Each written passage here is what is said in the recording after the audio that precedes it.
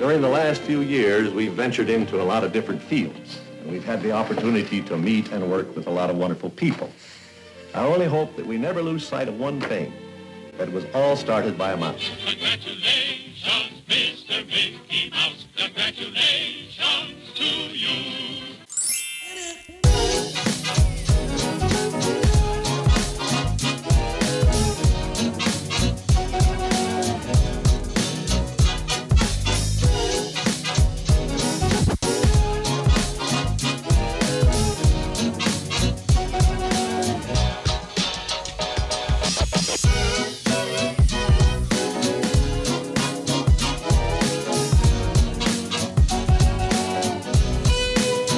Hello everyone, welcome to Disney WTF, brought to you by the Walt Daily. This is episode 48, and for those who don't know us by now, we are a Disney couple. One of us is a Disney fanatic, and one of us is not, but somehow we've made ways to make this relationship work. Multiple ways.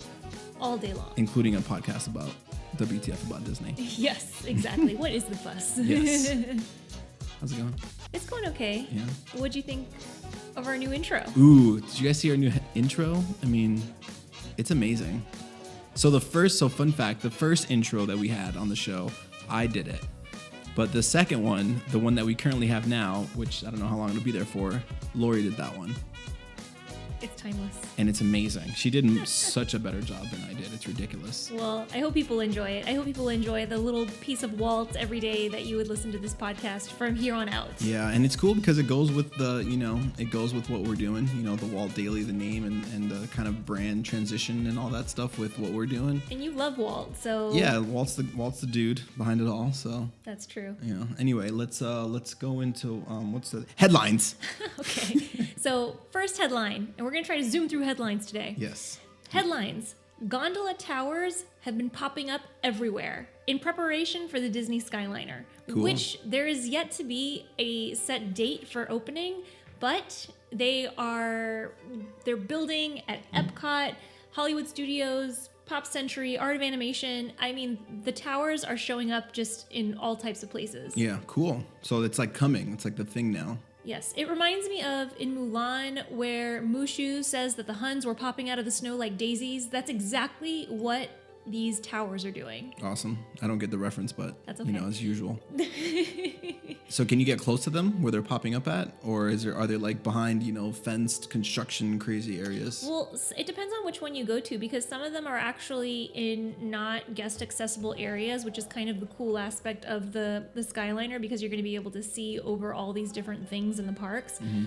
And other ones are just like in a parking lot separated by like a pylon, so it's close enough that if you wanted to climb over you could and touch it, but I mean, why would you? Cool.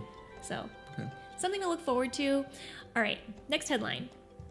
The Pandora conservation utility suit is about to be released. Okay. What is that, you might ask? Yes, it's exactly what I would ask. So as we know, Pandora in Animal Kingdom, the land of Avatar, it's a very well-themed land, and something that they're going to add to it is literally like a Transformer suit where you have, looks like a Transformer at least, and you have a cast member who's manning it, a citizen of Pandora manning it, and it's like walking through and like controlled with hand controllers, and it's literally like a robot walking through. And this was a reference, I didn't actually see, I've saw Avatar once. Full disclosure, but they said that similar suits were used in combat in the movie, but the way that Disney's billing this is it's a way for the people of Pandora to be able to conserve and research all of the different life forms in Pandora. Okay. So we'll see. Cool. Which I'm glad we're talking about this because it segues into my next headline, my final headline, the biggest one. The 20th anniversary of Animal Kingdom is happening. That's coming up soon. That's happening on the 22nd, which is a Sunday. Nice. A Sunday that we're going to happen to be at Disney. Yes. This weekend. Exactly. Along with a marathon. And a whole lot of people, I'm assuming. Yeah, but and some good weather. I heard it's going to be nice. Well, I heard it might rain on Sunday. No, we'll be fine. Okay. I got ponchos. Ooh, I can bring up my ponchos. Oh. I'm super excited. Oh, that's I true. got those fancy ponchos in Japan. I'm excited. You have some. And I got them on sale too. It was like $30. Oh, perfect. Yeah. Can I borrow one? No. Okay. Can you bring them? Yeah, you can bring umbrellas inside. You can bring umbrellas Okay, inside. cool. We got those too. Yeah. If we could, oh my goodness. Not that I want to break the rules, but I'm just thinking of somebody who masks an umbrella as a selfie stick. Oh, don't give them ideas. I know. You You're didn't right. hear that. Anyways, so it actually falls on Earth Day, the 20th anniversary, which is like a crazy fun fact. Yeah. But it makes so Interesting. much sense because the whole purpose of Animal Kingdom, well, the whole overall theme of Animal Kingdom is conservation. So Earth Day, conservation, Yeah. it definitely goes together. Nice. Cool. And a final segue is the timeliness of this particular episode about what we're going to be talking about.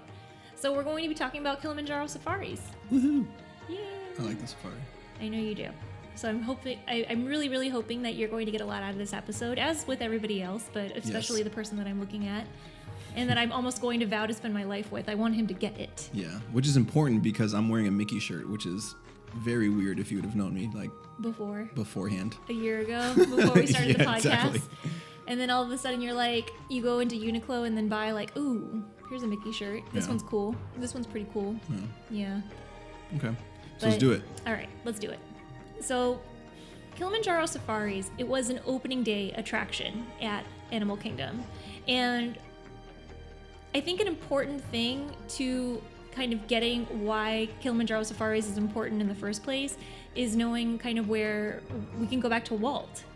Walt always wanted live animals in the parks. And one of the ways he was originally thinking about doing that was at Jungle Cruise. But as we know, today, Jungle Cruise doesn't have live animals. They have animatronics and whatnot. And that's just because back in the 50s, it wasn't feasible to bring animals to the parks. So in a lot of ways, Kilimanjaro Safaris is a realization of what Walt originally wanted in Yeah. Disneyland, which I think is a cool fun fact for you. It is a fun fact. Yes. So it only really took 43 years, a long 43 years, for this kind of to all come together. Yeah. So I wanted to kind of break this up into a few different sections. So the first part we're going to talk about is the Imagineering. So Imagineers, they went to Tanzania and Kenya to kind of get a feel for what the safari was going to be by going on actual safaris. And so they found that a lot of the safari companies were family owned, and it was a lot of tourists all kind of converging on the same type of, the same animal. So they would be seeing the same animal in the savannah, let's say, and they would all be trying to surround it and get a picture of it, which it kind of doesn't make for the best safari experience because it's crowded, there's a lot of people. And so what Disney wanted to do was take that safari experience that they had in Africa and make it better, Okay. because that's exactly what Disney does. And even so, going on these safaris in actual Africa, animals, the reason why all these tourists would kind of converge on the same one is because it wasn't a guarantee that they would be able to see animals on the actual trip, which is unfortunate. What kind of happens too, and even in the safari, like sometimes you go and like you see kind of different things, and sometimes it's like you do see the ones that you're there for, or that's intended to be seen, and sometimes you can't depending on where you're sitting and the angle. Yeah. So that happens sometimes, but it's hard to control, wild animals Yeah, exactly. out in the wild, technically. Technically. But what's amazing though is that Disney is able to do that on their safari. And so one of the key things that went into getting the safari ready to go was thinking about how can we make it so that you get great views of animals on both sides of the truck. So like if you ride any ride, it's kind of like, ooh, which side do you get the most wet, or Yeah. which car do you think is the fastest? Well, they wanted to make it so that each and every guest that are on this ride have an equally great experience Yeah. on it. Although that might be the goal, I'm like super confident the left side's the best, Why do you say that? because you get to see the giraffes are on the left, the elephants are on the left, the tiger or the lions are also on the left. Yeah. And those to me are like the big ones. That's like like people are usually the most excited to see. The other ones are like interesting, but they're not like as like wild or exotic as maybe like a giraffe would be. The fact that you can recall like exactly where the animals are on this trip is impressive. It is impressive. It's because we ride it often, and it's not very like complicated. And I always remember like elephants. My head just kind of swivels to the left always. Swivels. Yeah. Giraffes swivel to the left. Well, I mean, yeah. I guess, I guess I can see how a lot of those like quote important animals happen to be on the left side, like the flamingos. They are also, on the left. Exactly. But the Watusi cattle are on the right. I don't even know what those are. All right. Well, there you go. Because you're never on the right. Well, yeah, and they're also not very exotic animals, I guess. They're not like interesting because animals. They're actually in our backyard. Are they? No. Oh, I'm confused. Okay. I wasn't sure where you're going with that. All right. Well, I do want to get back to the animals, but first, I think I want to continue on with before animals even got to the safari, and that's the horticulture. So the plant life. The plant life had to be planted at least 2 years out from when the animals were even in the safari. And the reason for that is because a lot of like the Imagineers wanted to make sure that the theming was appropriate and that it was this lush savanna and it wasn't just barren and there's these fresh seedlings that have just sprouted and animals walking around, because the continuity of the theme wouldn't hold. Like you wouldn't feel like you're really out in nature. And that's why they have to plant it so early, which is crazy because I mean, imagine like having to plan all this out like years in advance just so that you can start planting. Yeah. For things to grow. And their food, right? Some of it was their food also.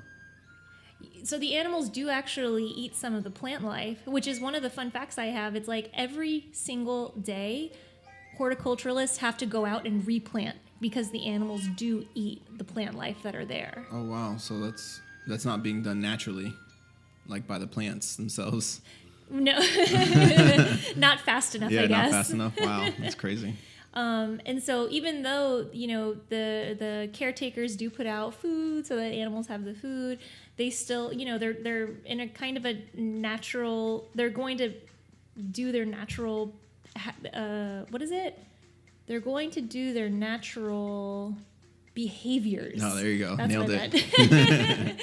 They're going to want to, eat what's around them. And Yeah. so that's one of the things that they're able to, they have to do is to replant all of those things that they eat so that every guest, no matter what day of the week it is, are going to have a great experience. Cool. But another consideration they actually had to have was that Florida is not necessarily the same climate as Africa. And as we know, just, as I know, because of all the lack of living plants that I have been able to keep alive, like plants need a certain type of environment and certain type of care in order to stay alive. Mm-hmm. So one of the trees that Imagineers thought was quintessentially African was an acacia tree.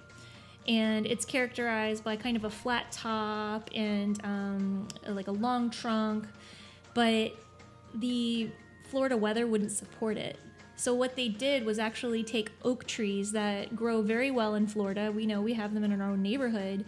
And they trimmed them so that there wasn't as many branches. They shaved off the top a little bit just to give that feel of what acacia trees would be. Yeah. Even though they're oak trees that can survive very well in Orlando.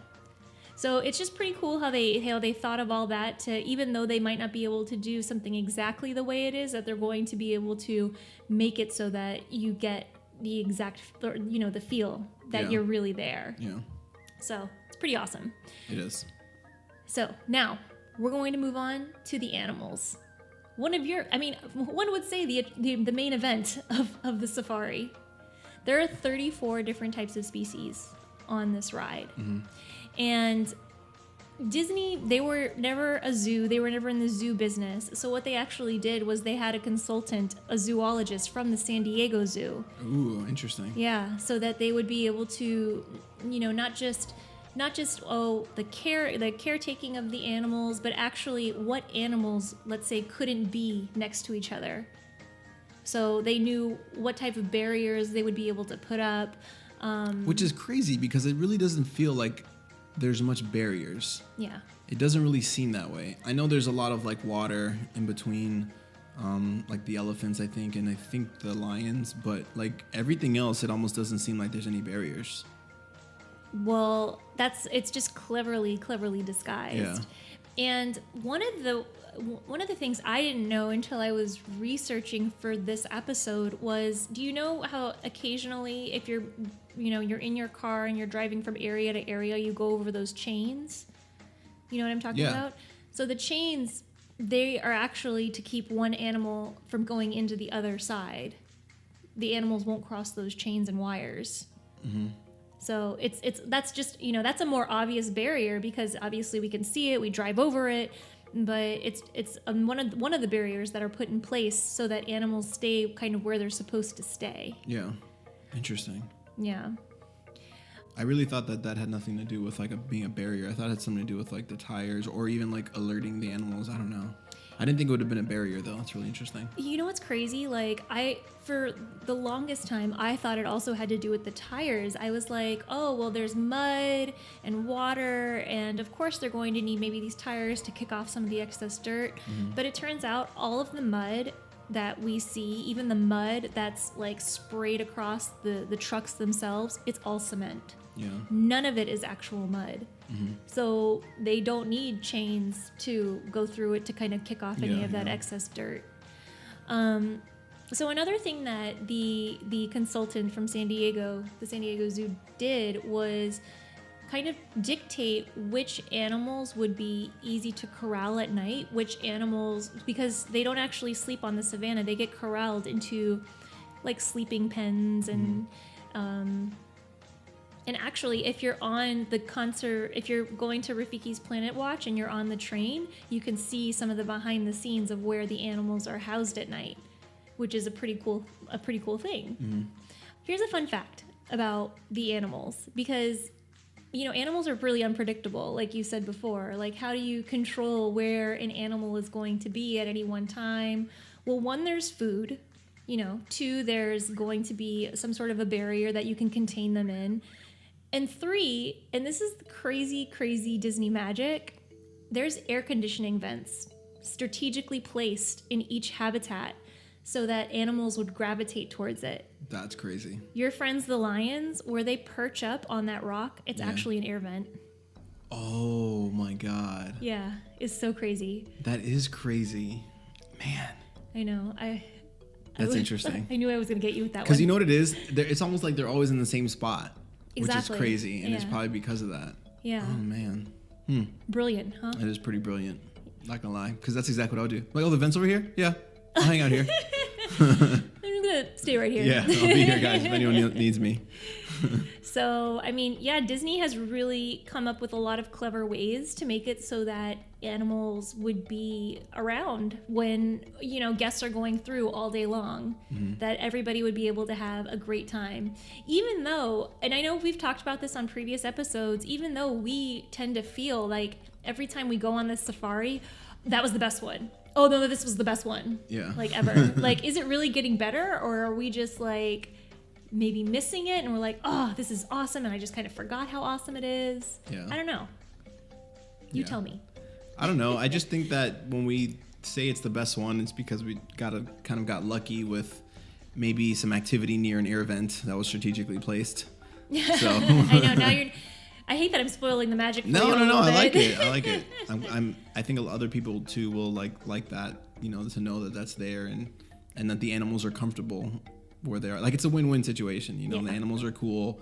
They're getting some air, and then they're, being shown for the guests to be able to see it. So it's pretty cool. It is pretty cool. And they Good get job, so Disney. close. Like, the animals, they're free roaming. They are. I mean, they can literally walk across the street, and you do have to, if you're happen to be driving up to an animal as they're walking across the street, you have to wait. Because the trucks are not on tracks. The trucks are literally driven by these cast members. And they're taken off of the safari and parked like in a parking lot at the end of the day. So it's pretty cool to think about as well. I'd be really curious to know what the drive training is like for one, because that seems like it's a very, very difficult, task to do as a cast member. It's not just like putting people in a line somewhere, but like I think that being able to perform like for an audience, basically, and then at the same time drive this like really big, like unconventional looking school bus thingy with like wild animals around you. Like, what if a giraffe just came up to you, like, and was like, "Yo, what's up?" Like, I'm sure that driver. Is there a reverse button? Yeah, I think there's a protocol. I'm sure that those drivers have. So I would love to, get in contact with one of them one day and see what that's like. Some of the cast member testimonials that I read it was interesting because, like that. They would work different parts of the ride, so it wouldn't just be you're just the driver, or you're just parking strollers, but they would kind of rotate through the attraction, and that's what they do in most Disney attractions as cast members. But they said that you would kind of be stronger in either the driving, or you would be stronger in the spieling, which is the story that you give. So, a lot of it just takes practice, I'm sure, but they are fantastic. I mean, they literally make your journey that much more special because, you can see these animals, but if you didn't have that cast member kind of like guiding you and saying, "Oh, look beyond the bushes." Can you imagine? Oh my gosh, that's so true. Like, you have to literally see where exactly the animals are and spot them, in addition to like, oh, sharp turn. Oh, giraffe is coming closer. Yeah. Exactly. Interesting. And I think with that, the cast members have always been kind of integral to the experience on the safari. And I want to talk about the storyline, because the storyline is probably one of the biggest changes to the safari since it opened. And I think this is really going to blow your mind as well. So let's just start with something that hasn't changed. So Kilimanjaro Safaris is meant to be a family-run company. So kind of like what the Imagineers experienced in Africa. It's run by a family. This particular Kilimanjaro Safaris company has been around for 3 decades, and it advertises itself in the village of Harambe as safe, and you're able to see animals. And the Imagineers also noted that it's not uncommon to have a village like Harambe just on the brink of this wide open nature, like just right there, and then taking advantage of it. Yeah.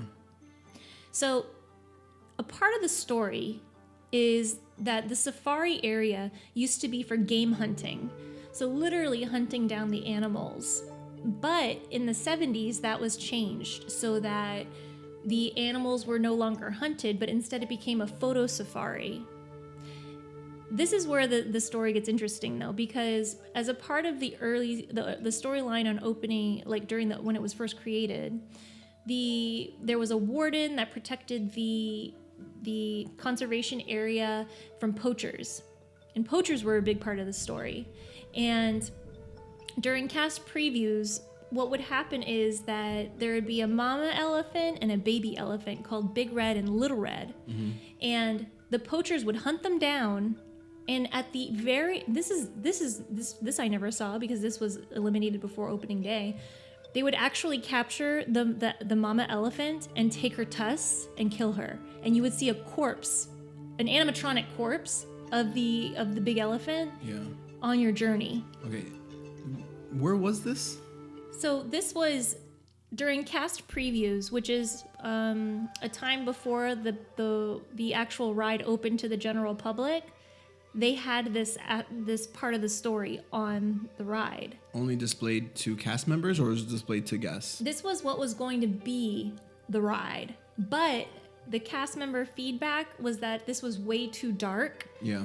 And it was actually eliminated before guests even wrote it. Gotcha. So it was supposed to be like on a TV or something?